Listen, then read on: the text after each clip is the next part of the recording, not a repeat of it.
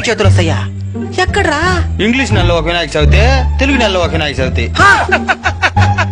English నెలలో తెలుగు నెలలో separate చేసుకోం, రెండు ఒకేసారి జరుపుకుంటాం. ఇంగ్లీష్ నెలలో అయితే ఆగస్ట్ సెప్టెంబర్ లో వస్తుంది, తెలుగు నెలలో అయితే భాద్రపద మాసం శుక్లపక్షం చవితి రోజు జరుపుకుంటాం. ఏందే భద్రంగా బతకాల? అదేమి నెల నాయనా? భద్రంగా బతికేది కాదు, భాద్రపద మాసం అది మన తెలుగు నెల. ఓహో, ఇంగ్లీష్ లో 12 నెలలు ఉన్నట్టే తెలుగులో కూడా 12 నెలలు ఉంటాయి. ఏంది నాయన అదే? చైత్రము, వైశాఖము, జ్యేష్ఠము, ఆషాఢము, శ్రావణము, భాద్రపదము, అశ్వేజము, కార్తీకము, మార్గశిరము, పుష్యమి, మాఘము, పాల్గొనము. ఈ విధంగా తెలుగులో కూడా 12 నెలలు ఉంటాయి.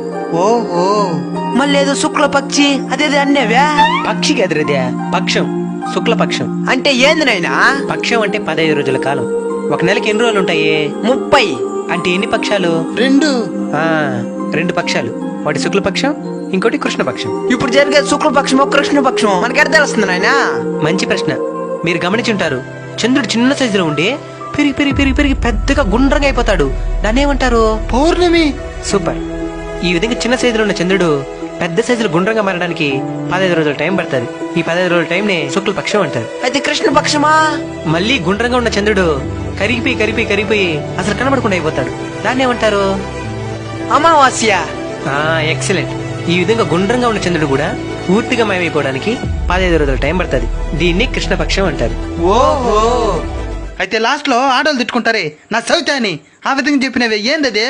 ఓ నాయనా, అది సవితి కదరా, చవితి. అంటే? చవితి అంటే 4వ తేదీ అని అర్థం. ఇంగ్లీష్ లో తేదీలు ఉంటాయి కదా, వాటిని తెలుగులో తిథులు అని అంటారు. ఒక పక్షానికి 15 రోజులు ఉంటాయి కదా, ఈ 15 రోజులకి 15 పేర్లు ఉంటాయి. ఏంది?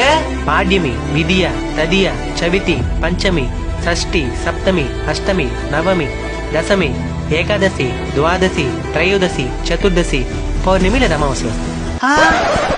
పాడ్యం అంటే ఒకటే తేదీయా? మా అమ్మ పాడ్యం రోజు దూర ప్రయాణం చేయొద్దంటే ఏమో అనుకున్నా, ఒకటే తేదీ బాగుడదనా? ఇద్దరా ఇది గుడిదిలే మనకి. శుక్లపక్షంలో వచ్చే తిథుల్ని శుద్ధ తిథులని, కృష్ణపక్షంలో వచ్చే తిథుల్ని బహుళ తిథులని అంటారు. ఇప్పుడు చెప్పండి, వినాయక చవితి ఎప్పుడు వస్తుంది? భాద్రపద మాసము శుక్లపక్షము చవితి రోజు వినాయక చవితి వస్తుంది. సూపర్ రా మీరా. నాయనా, మన తెలుగులో ఇంతుందా? దేశ భాషలందు తెలుగు లెస్స అని ఊరికే అనలేదు నైనా, ఇలాంటివి మన భాషలో చాలా ఉన్నాయి. అందుకే మన తెలుగు భాష చాలా గొప్పది. అవునైనా నాయనా, మా ఫ్రెండ్ వాళ్ళు వాళ్ళ ఊర్లో పెద్ద విగ్రహం పెట్టినారనేసి వాళ్ళు రక్షణ చేస్తున్నారు నాయనా. ఎంత పెద్ద విగ్రహం పెడితే అంత గొప్ప.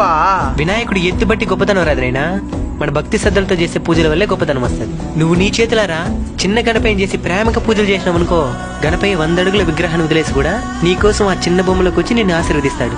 గణపయ్య పుట్టినరోజు గణపయ్యకి పూజలు చేయడం కంటే కూడా ఆపదలో ఉండే వాళ్ళకి సహాయం చేసినాం అనుకో, గణపయ్య చాలా సంతోషిస్తాడు. అందుకే కదా మనం అన్నదానం చేస్తున్నావా? పాయింట్ పెట్టేను. నాయనా, ప్లాస్టిక్ తో చేసిన ప్యారిస్ బొమ్మను ఉపయోగించకూడదన్నా? అది ప్లాస్టిక్ తో చేసిన ప్యారిస్ బొమ్మ కాదు, ప్లాస్టర్ ఆఫ్ ప్యారిస్. ఓహో, అదే నాయనా, దాన్ని దేనికి ఉపయోగించకూడదు? అది ప్లాస్టిక్ లాగా భూమిలో తొందరగా కలవదు నైనా. నీళ్ళలో వేసినాం అనుకో, నీళ్ళలో ఉండే జీవరాశులకంతా హాని కలిగిస్తుంది. అందుకని ప్లాస్టర్ ఆఫ్ ప్యారిస్ చేసిన బొమ్మలు ఉపయోగించకూడదు, మట్టి గణపైనే ఉపయోగించాలి. కానీ ప్లాస్టర్ ఆఫ్ ప్యారిస్ బొమ్మలు చేసే కొన్ని వేల కుటుంబాలు జీవనోపాధిని కోల్పోతాయి. దాన్ని కూడా ఆలోచించాలి. అయితే గణపయ్య వల్ల ఇన్ని మంది బతుకుతున్నారా? అవునైనా, బొమ్మలమ్మే వాళ్ళు, మైక్ సెట్ వాళ్ళు, లైట్ సెట్టింగ్ వాళ్ళు, ట్రాన్స్పోర్ట్ వాళ్ళు, రంగులు బొమ్మలు బట్టలు అమ్మే వాళ్ళు, ఈ విధంగా లక్షలాది మందికి జీవనోపాధిని కల్పిస్తున్నాడు గణపయ్య. అవునైనా, మరి ఇంత గొప్ప గణపయ్య ముందు చాలా మంది డబుల్ మీనింగ్ పాటలకు డాన్స్ చేస్తున్నారు నాయనా. చాలా మంది తాగేసి కూడా ఆడుతున్నారు నాయనా. అసలు తాగడమే తప్పు, అలాంటిది తాగేసి భగవంతుని సన్నిధిలోకి రావడం ఇంకా తప్పు. డబుల్ మీనింగ్ పాటలకు మీరు సంతోషిస్తారేమో, గణపయ్య సంతోషించడు. అయినా మనం తాగడానికి వినాయక చవితి కాకుండా ఇంకా చాలా రోజులున్నాయి.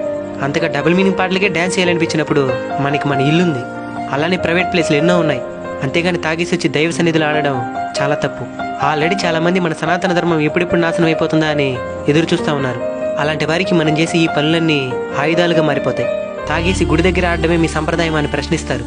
దానికి మన దగ్గర సమాధానం ఉండదు. మనం ఈ రోజు ఉంటాం, రేపు పోతాం. మన సనాతన ధర్మం వేల సంవత్సరాల చరిత్ర కలిగింది. దానికి ముప్పు కలిగించే పని మనం ఏ రోజు చేయకూడదు. అయినా ఇప్పుడు కాకపోతే వినాయక చవితి ఈ విధంగా జరుగుతూ ఉంది. కొన్నేళ్ల క్రితం వినాయక చవితి అంటే భక్తి శ్రద్ధలతో కూడిన పూజలు, భజనలు, అన్నదానాలు. మనకి నిజంగానే ఆడాలనిపిస్తే సినిమా పాటలోనే మంచి బీటున్న దేవుడి పాటలు ఎన్నో ఉన్నాయి. అట్లే డ్రమ్స్ మ్యూజిక్లు ఎన్నో యూట్యూబ్లో అవైలబుల్గా ఉన్నాయి. వాటికి ఆనందంగా గణపయ్య ముందే ఆడదాం. గణపయ్య ఆనందిస్తాడు, మనము ఆనందిస్తాం. అంతేగాని ఇలా తాగేసి వచ్చి ఆడటం, డబుల్ మీనింగ్ పాటలు చాలా తప్పు. దీనివల్ల భవిష్యత్తులో చాలా అనర్థాన్ని ఎదుర్కోవాల్సి వస్తుంది. కాబట్టి దయచేసి అర్థం చేసుకోండి.